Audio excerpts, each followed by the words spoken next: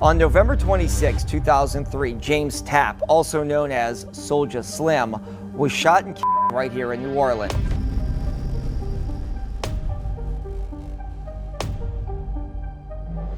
This some real gangster street gutter shit you're dealing here. With the thing in the boot.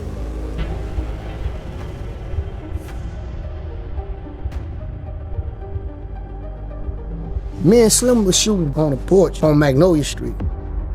Talking about Soulja Slim, with you and his relationship, it wasn't the best when he died. Soulja Slim was gunned down right in front of his mama's house on November 26, 2003.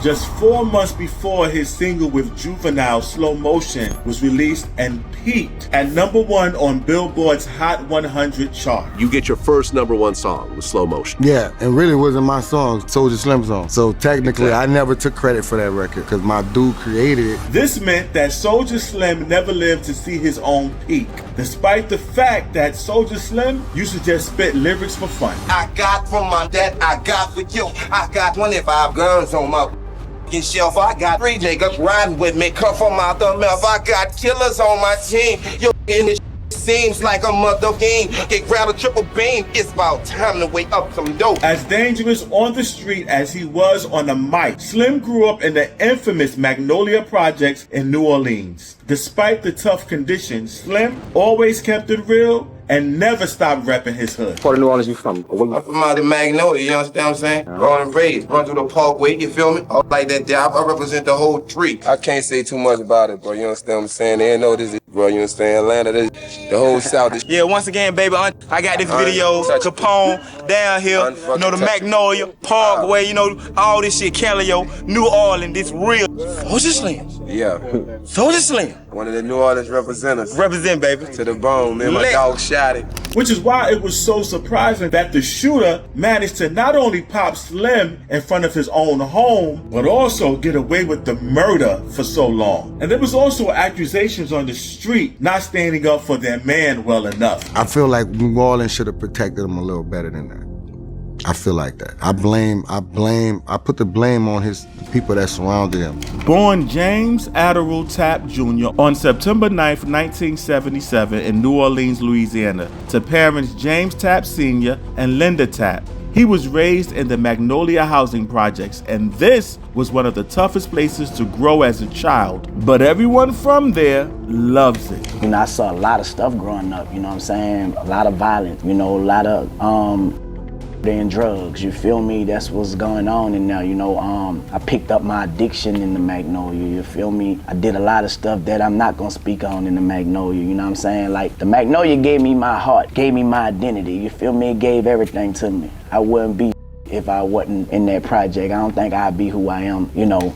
Slim was a problem ever since he was a kid. He dropped out of Cohen Senior High School in the 11th grade and got into the streets as a teenager. Slim fully got into the streets at this point and even started moving brick. He also got addicted to heroin for a while, which is a major problem considering his age. 16, no drugs. No, when he was 16, he had a heroin problem. Yeah. He went to jail for a while, so of course when you're in jail for that time, you're not doing drugs, so he was able to binge it and came back out and didn't do drugs. So during the time of No Limit, it was never any drugs that my brother did. Soulja Slim initially only dabbled in cocaine, but then he graduated to heroin. This was also right around the time his rap career would start in 1993. Slim was immensely talented, and even way back, when he was 13 or 14 years old, he turned up at a hood party where KLC was DJing and rapped in front of the crowd. I was DJing in the Magnolia Project, right? Okay. I'm gonna tell you how it started. And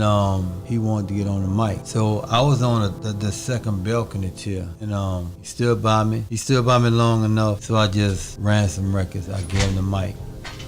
But when he grabbed the mic, he squatted down all the way down so nobody could see him, right? 14-year-old Slim had the whole crowd vibing. The kid was a talent, and KLC, one of New Orleans' underground producers, saw this immediately. At the time, Slim had already been going around the projects performing in different venues or street corners. But when KLC heard him, he wanted to pull him out and start recording some music. Right. So I pulled them all and said, look, come by me and we gonna start making real records. Wow. So at this time, his stage name was Magnolia Slim, and he embodied everything about that Southern hip hop style. He, alongside other rappers like BG, Juvenile, Silk the Shocker, and many others who came up at the same time, really pioneered that bounce hip hop sound that people love today. Slim didn't just talk the talk, as even at that time, he was already dealing in the streets, getting into fights and learning about the streets. So whenever he got on the mic, he started rapping about what he just went through out there. So when we started working, well, when I started, you know, because I was always working, so he used to come in and do these songs, right? But it was always that he just got into in the street. It was real. Yeah. On the label Hype Enough Records, Slim would release 2 albums. In 1994, the album Soulja for Life was released. The album had 2 major hits. Kicking It for Hoes became a huge radio hit, and It's Your Boy was another successful single. At this time, Cash Money would try to sign Slim, but it didn't happen because Slim was going in and out of jail. Slim would later follow KLC to Parkway Pumpin' Records, which had cats like Mystical and 3-9 Posse. During his time with Hype Enough and Parkway Pumpin', Slim got into a bunch of messy situations on the street, particularly with Lil Lavas, a street rival of Slim, who got into a bloody beef with each other before they even made it out of high school. In '94, OG Booby Black got shot a wicked 18 times when Slim and Black was shooting dice in the Magnolia. Definitely. Explain what happens. Me and Slim was shooting dice on the porch on Magnolia Street. And this day I actually had to go see my parole officer, probation officer, you know what I'm saying? Because it was a color code thing, so it was my color, I had to go. So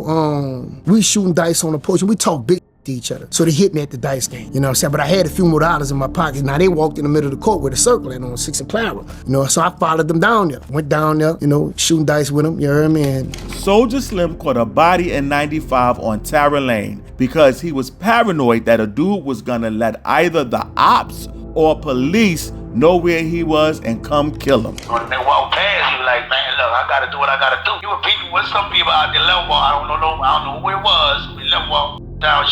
He moved to the east to duck off and chill. Okay. But whoever it was in the left wall, he saw somebody that was close to him and was like, oh, he gonna tell him I'm out here. That's what he said, I gotta, get to that before he let everybody know where I'm at. He caught whoever he caught. Now, Soulja Slim had good reason to be paranoid at this time because he'd been shot fairly recently. His beef with Lil Lavas started at a high school party where Slim was performing. That's just another reminder that these boys were 17 to 18 years old at the time all this was going on. But anyway, following that altercation, Lil Lavas would hit up Slim in front of his mama house in the projects. He shot Slim in the legs and in the chest, and he stood over him looking to finish the job when his mom came out the house yelling, "You'd have to be a cold, heartless bastard to kill a dude while his mama is watching." So Lil Lavas just took off instead, and Slim narrowly survived. So one particular day, he caught Slim. Yeah, he caught Slim. Hit Slim up. He stood over Slim, about to knock Slim head off, man. But Slim was with his mom at that time. And by God's grace, his life got spared that time. Because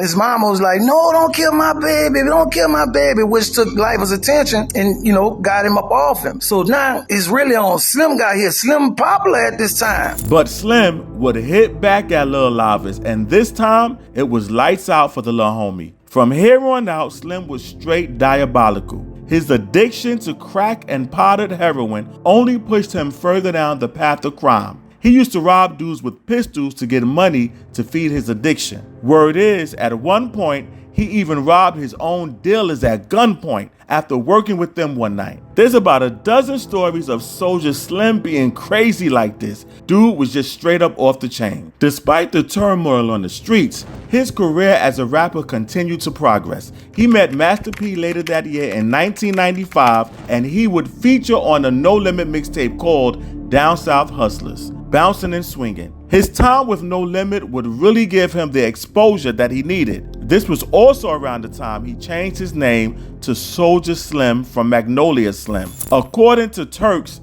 he really embodied that whole aesthetic of soldiers in the hood and was the first to do it. That was like, everybody looked up to Magnolia Slim. He was our soundtrack. You know, when Magnolia Slim had concerts, the whole Noya was gone. Magnolia Slim, the one who started the soldier Reeboks in the camouflage bandana, you know what I'm saying? Oh, he started the whole soldier movement, you know what I'm saying? Wow. And like, which is still going on. Yeah, it's still going on. Before you was a soldier, you was a trooper, you feel me? So you went from a troop to a soldier in the Noya, you know what I'm saying? And Magnolia Slim was like the general, you know, and a lot of people looked up to him, man. He influenced a lot of us. He inspired a lot of us, you know what I'm saying? Despite working close to Master P and C Murder and actually releasing 2 albums through No Limit, Soulja Slim never officially signed with the label. And that turned out to be a blessing in disguise because that whole thing came crashing down. After Slim put out his first album with No Limit in '98, he wound up getting locked up again, which cost him a lot of momentum. When he got out in 2001, he released his second project, and that didn't perform anywhere as well as the first one. This was where Slim started to feel like P wasn't doing enough to put him on. He asked to leave the label and he got his wish, but on the way out,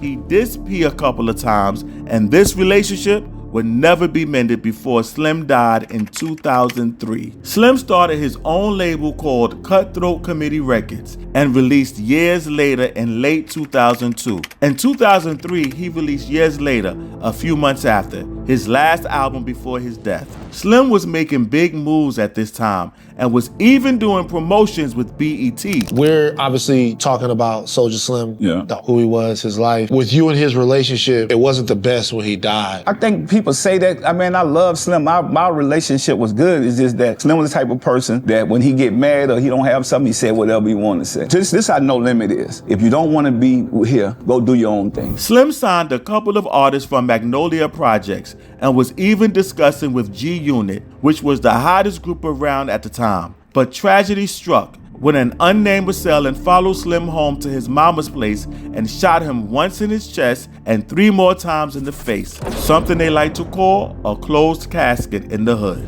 Magnolia Levy, another OG from the projects, recalls driving down his place and helping him as he was trying to get something out of his mouth on the floor. Yeah, I'm real, so Okay then, baby. How nice to meet you. Yeah. First check it in. Soulja Slim, he cool, but I couldn't understand what he was saying. Like you got D. You understand what I'm saying? Big dog. Whenever they go down and get ready to go down, he right here. This is my little reincarnation right here. This one putting all my money behind this little young. I'm in there, he was like, I'm like, my name's Shalundra. Oh, Magnolia, da-da-da-da. And I'm like, okay. Yeah, you got Charlie Brown out the Noya. You understand? Straight up out the Noya. Then we got Step Up. Here's that. Straight up out the Noya. You know what I'm talking about? He used to be rocking with Bill, but I don't think everything worked out, so it's Cutthroat to the Me show right now. You understand? This was news that took the whole rap world by storm.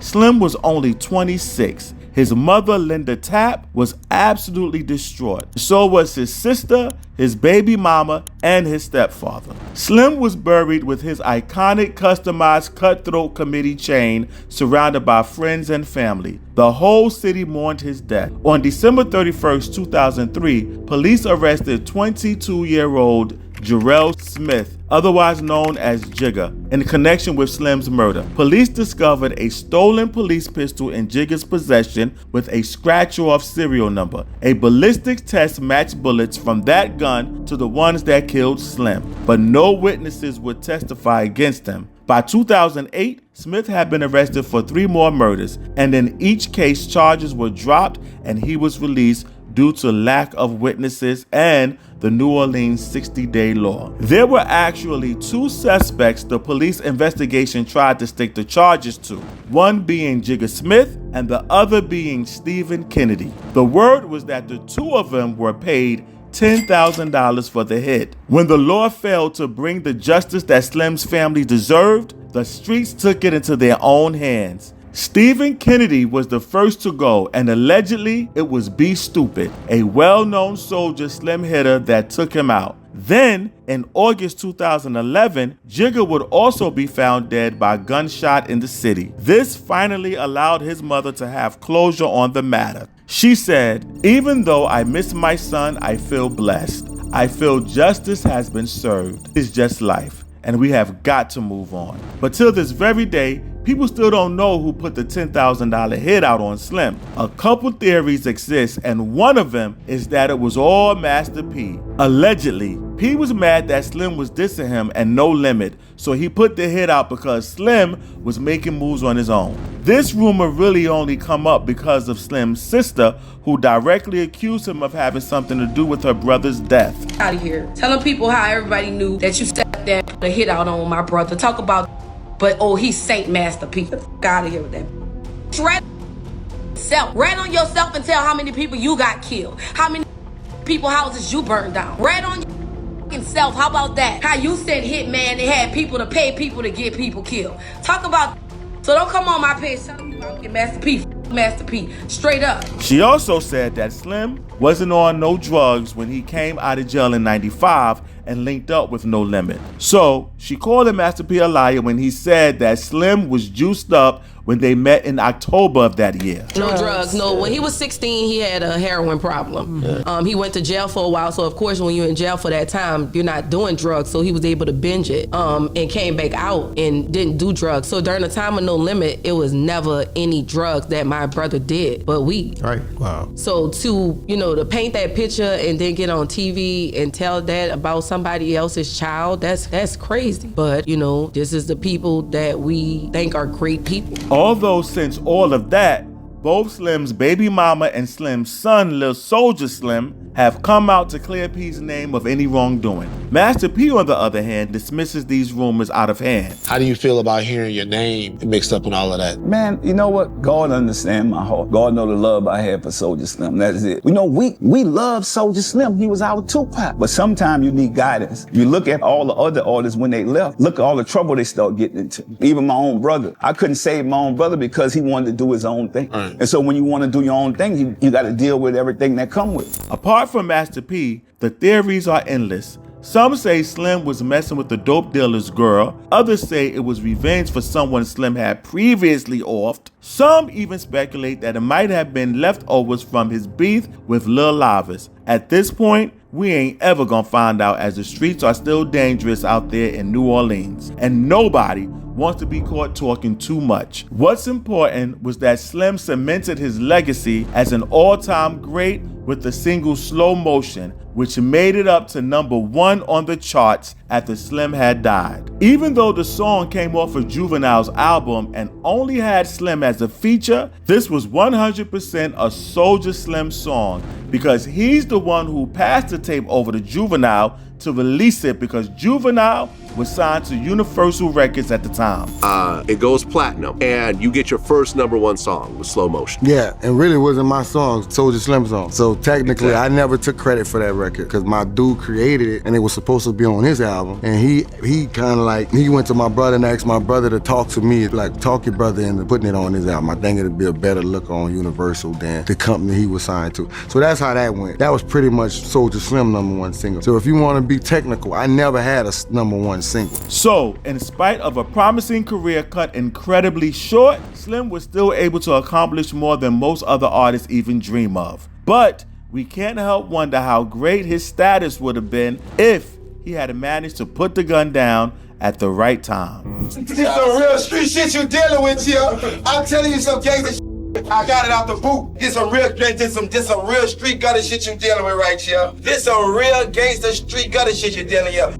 With the thing in the boot. He wasn't called the Tupac of New Orleans for nothing. He put his hood on game, he could rap like no one else, and he was a real gangster. But unfortunately, just like Tupac, his life was cut short because of those same ties to the streets. Fame and that street life just doesn't mix. Now, there's something to be said about how he only really got shot whenever he returned back home to his projects. With that said, the memory of Soulja Slim will always stay alive. Not just through his great music and his great impact on hip-hop, but also through the many lives that he impacted on the streets of the Magnolia Projects and the whole New Orleans at large. Well, y'all, another soldier gone too soon. Rest in peace, Slim. And here's another one, y'all. So thank you for tuning in once again. Go ahead, comment, let me know what you think about this story. Like it, share it, subscribe to the channel. And I'll see you next time. Peace and blessings.